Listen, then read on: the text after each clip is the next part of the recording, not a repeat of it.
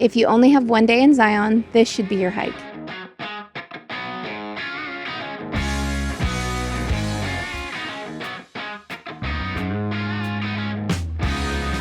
We're chasing the weekday, full-time RV travelers reviewing real destinations so you know what's actually worth visiting. Zion National Park is one of the Mighty Five in southern Utah. This park is famous for its amazing hikes, such as the Narrows and Angel's Landing.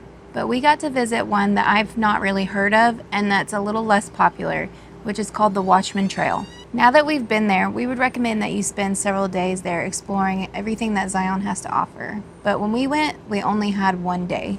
We chose the Watchman Trail because it was very easy to get to, close to the parking lot, and rated at a moderate hike. We had kids with us, so we didn't want to go to something that would make it really difficult for them to complete. And so that's why we chose to stick to Watchman. And we had heard that it was a pretty good hike and had a lot of payoff, even though it wasn't too intense. While we were hiking the Watchman, we ran into several different people of all different kinds of physicalities, some older people, some younger people, one guy even running the trail with a water pack, and he was just, hoofing it up the mountain.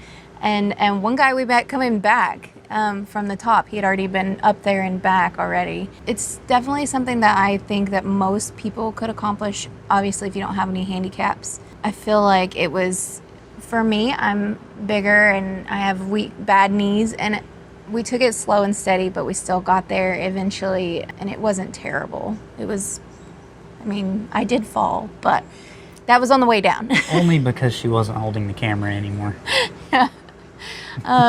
Yeah, so I did fall, but it was just like a quick slip on some loose sand, so it didn't hurt me. But I would say that there are some, on the way down especially, it can get pretty hard on your knees and your toes coming down that hill. So be careful when you're coming down, more than even going up, I think.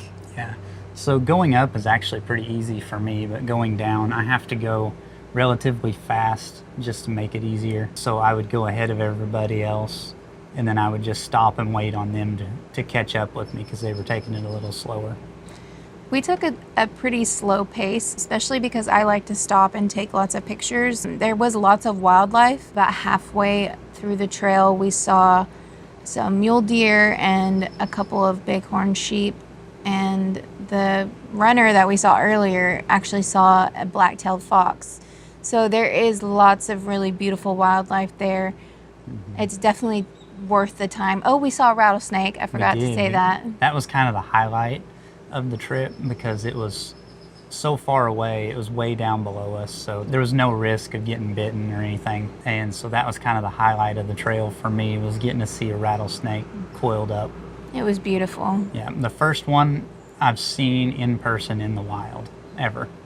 And like you said, it was at the bottom of a cliff, so while we were pretty close, we were actually really far away and completely safe. So that was a positive. If I had ran up on that snake while I was on the trail, I probably would have had a different opinion about Zion. I probably would have been like, watch out for snakes. But we didn't actually run into any.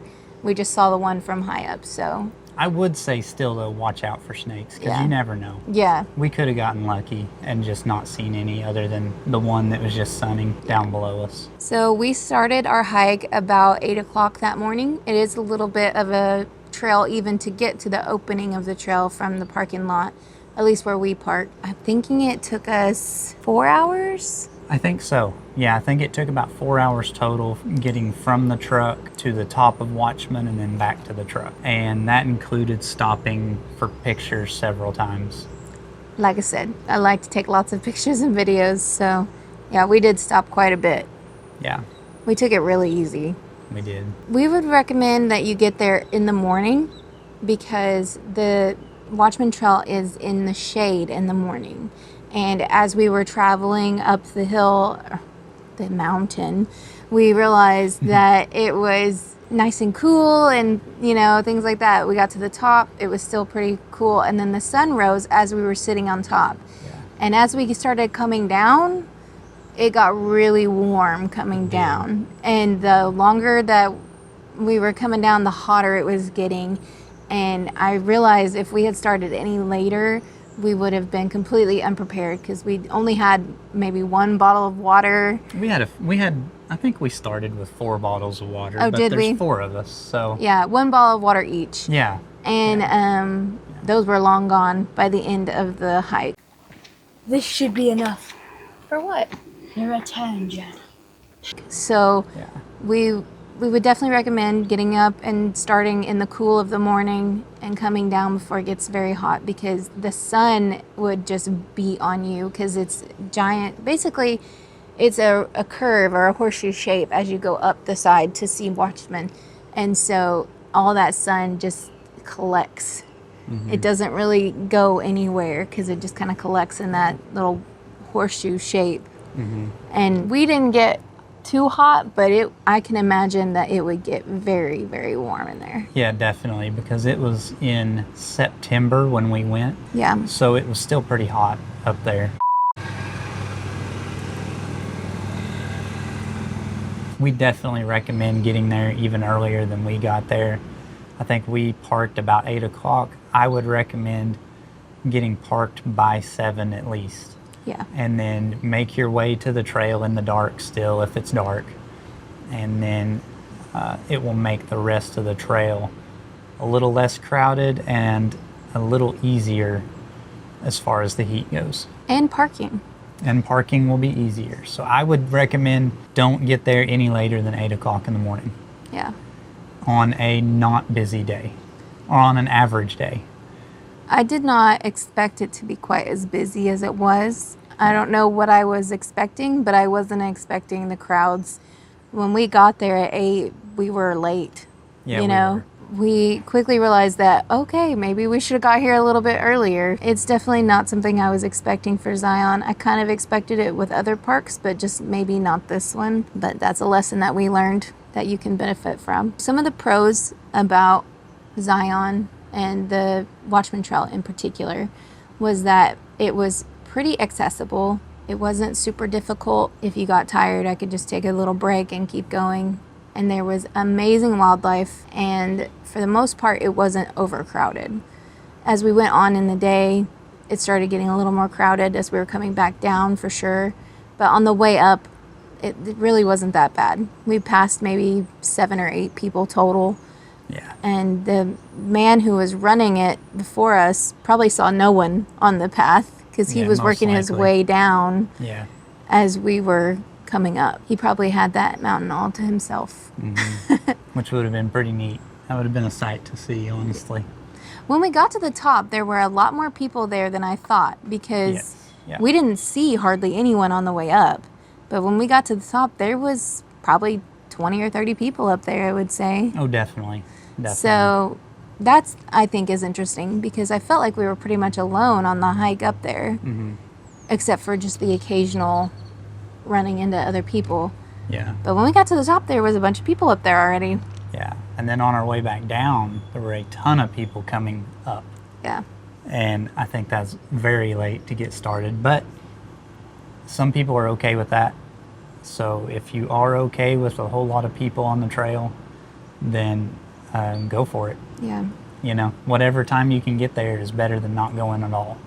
But we just prefer to get there super early and to not have to fight with any of the crowds because it's more enjoyable and you get to take more pictures and take your time a little bit easier without having to watch out for other people. Man, it smells good out here. Somebody's I know. cooking something. I know it does. It smells amazing. Smells like fajitas or something. Yeah. Might be fins, maybe. Well, it could be. It could be the neighbor Oh, with right. a smoker. Right there. I want a smoker so bad. We just don't have the payload capacity for it. That's why I want a toy hauler. So I can stuff it with toys like a smoker and bikes Yes. Okay. and more workout gear and more tools. So you can never have too many tools. So there's really only 2 cons to this trail that I can think of. And the first one is that it is not shaded. You get very little shaded spots, which in the heat of the day can make it a very warm hike. So that's again why we recommend getting out early and beating the heat. The second con that we can think of is that this trail is pretty slippery with the loose sand and dirt. So if it rains, it's going to be a nightmare because that trail is going to immediately turn into nothing but mud. Yeah. Actually, as we were leaving, it had started sprinkling, and I can remember thinking, thank goodness that we left before the rain. It did, didn't it? Yeah. Yeah. Because I remember that. we would have been covered in mud. There would Yeah. have been no way to get it off of you, and there was a wet part of the hike, just the tiniest bit, and it was slippery right there. So Yeah, I can't imagine if the whole trail was like that. definitely. But for the most part, this park and hike, it was clean. They probably think we're crazy. That's okay. I am crazy. Okay. We really can't think of too many cons of this place. It was a beautiful location and the park was clean, and the boys really enjoyed the hike even though they're not huge hikers. There's a little creek right as you get started that's beautiful, clear water, and the boys had a good time throwing dirt in it, making it dirty. But there's all kinds of wildlife that you get to see. I know I've said that several times, but that was what really stuck out to me because we had been on a lot of hikes at this point and not seen a whole lot of wildlife. And so to get to Zion, look around and see all the different animals that they had, and you know, the lizards and the tarantulas and the rattlesnakes and the bighorn sheep, it was just really fun, and it made the trail so much better to have all that accessible to us. And it was just a neat place. You know, the red walls, that's something that we couldn't get over, was how beautiful the formations were around the trail. Every curve that you took in the trail, it was just something else beautiful to look at.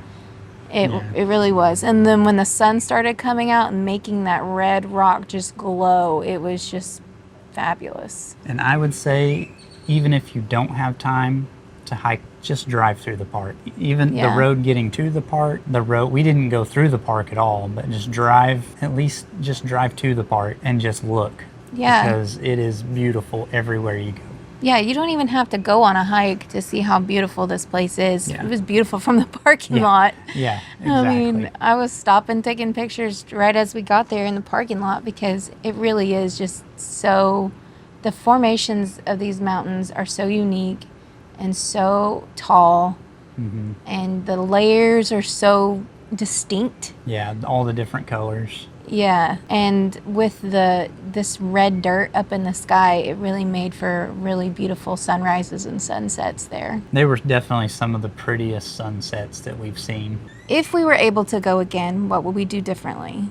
Well, first of all, I think that I would spend a lot more time in Zion Park itself. I would also try to find a place where we could park in the town that's right next to Zion, Springdale, and walk around the town as well. Yeah, it had a lot of unique shops. We did spend a little bit of time at a rock shop where I got some rocks for my mom, and I could have stayed there for hours. It was so neat. I also think that if we were to hike Watchman Trail itself specifically, I would get started earlier and bring a little bit more water with me.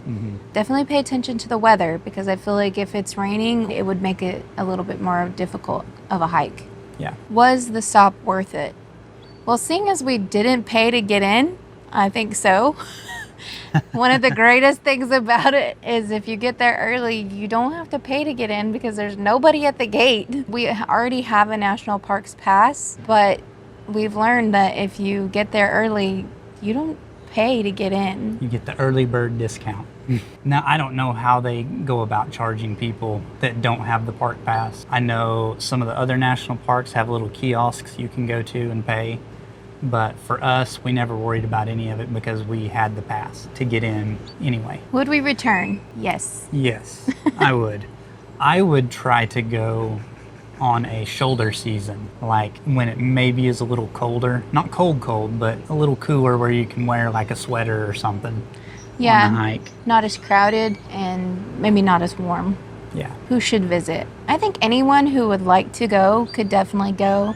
Like we said, you don't have to do the hike to get a great view at Zion. Right. If you are not able to do any of the hikes, You could go and just ride the shuttle that they have and see all the amazing views from inside the shuttle and get out and take pictures from below. And it's still going to be an amazing visit. Yeah. And then kids, the Watchman Trail specifically, I think anybody could pretty much do that hike as long as you don't have a physical handicap. I mean, we saw a man carrying a baby on his back, and we saw people who were the same age as most people's grandparents. They just had the little canes, to help them out, which I'm looking at buying one of those for me to help me out. But having that tool seems to have made it mostly accessible for everyone. And we saw people of all shapes, sizes, ages climbing the mountain. As long as you take it at your own pace, I don't see it being a difficulty. Right. Who should skip? I mean, I don't think anybody should skip this place. It's a gorgeous location, and you don't have to climb the mountain to get a good view. So, Right. is it worth it to climb it? Sure. But if you're not able to, you're still going to be able to get a good visit just by going and even just sitting right outside the gift shop there. The views were spectacular. Yeah. You don't even have to go inside the national park if you don't want to. Just find a good parking place in the town of Springdale and pay a whole lot of money for parking and just enjoy it from there. It's definitely one of those locations where the beauty is around every corner, and you're gonna get a good view no matter where you're at. Yeah. If you're trying to plan a family vacation, but you're not sure where to go, this is the first of a mini-series that we will be doing, where we review all the places that we've been and talk about specifically the attractions or locations that have something special that you can do there. Our next episode in this mini-series will be about Glacier National Park and taking the Red Bus tour on the Going to the Sun Road.